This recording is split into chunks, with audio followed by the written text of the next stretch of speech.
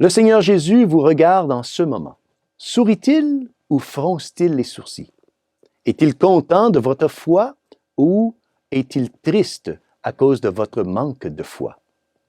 L'Évangile d'aujourd'hui va tous nous aider à discerner où nous en sommes par rapport à notre foi en Jésus.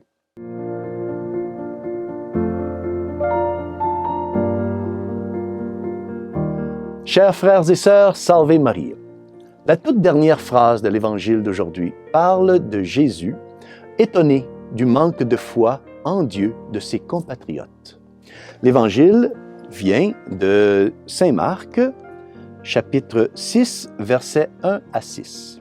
Et dans cet Évangile, nous voyons le Seigneur se rendre dans son pays natal, Nazareth, accompagné de ses disciples. Il entre dans la synagogue locale et commence à prêcher. Ses compatriotes furent d'abord agréablement surpris lorsqu'ils l'entendirent parler. Il parlait avec tant d'autorité et de sagesse. Mais ensuite, ils ont commencé à se demander où il avait reçu tant de sagesse. Et comment avait-il pu accomplir tant de miracles puissants et extraordinaires?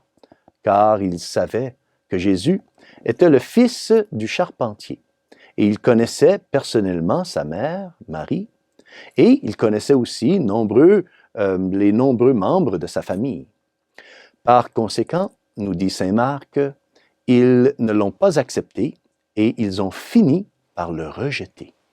Et saint Marc termine son évangile en disant que Jésus s'étonnait de leur manque de foi. Quelle était la cause de ce manque de foi? Quel était le problème avec les compatriotes de Jésus qui ne voulaient pas l'accepter?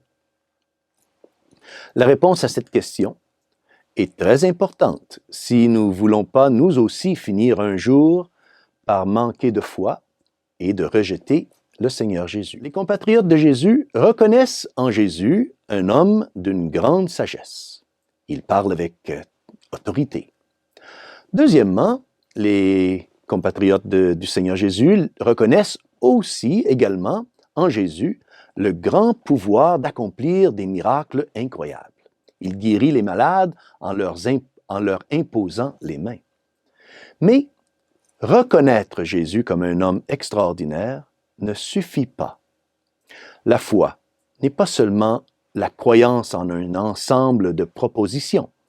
La foi dans les signes et la science n'est qu'une foi humaine. Par exemple, je crois que le feu peut faire cuire un œuf, mais je crois aussi que le feu peut faire fondre l'acier.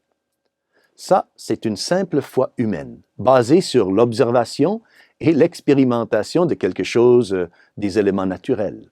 C'est une foi basée sur des faits et des preuves. Mais les compatriotes de Jésus le rejettent. Pourquoi? Parce qu'ils manquent de foi surnaturelle. Ils manquent de foi en la personne de Jésus. Le genre de foi où je mets toute ma confiance en Jésus comme mon seul espoir et mon seul sauveur. Abraham, le modèle de foi qui nous est offert dans l'Écriture sainte, obéit à Dieu et abandonne tout ce qu'il possède.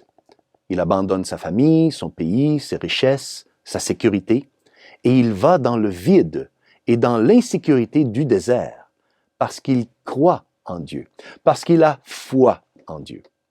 Les compatriotes de Jésus, eux, reconnaissent sa sagesse et ses miracles, oui, mais pas sa divinité. Ils ne croient pas en lui. Ils croient en ce qu'il fait, oui, mais pas en ce qu'il est. Le Fils de Dieu, envoyé par notre Père céleste pour être notre Saint Rédempteur. C'est très bien d'aimer et d'admirer le Seigneur Jésus, de croire en ses paroles et en ses puissants miracles, mais à moins que nous le voyions comme notre Sauveur, notre Rédempteur, notre Dieu, il ne peut pas accomplir le miracle de nous sauver. Travaillons tous continuellement à grandir dans notre foi en la personne divine du Seigneur Jésus. Et que Dieu Tout-Puissant vous bénisse, au nom du Père, du Fils et du Saint-Esprit. Amen. Salve Maria.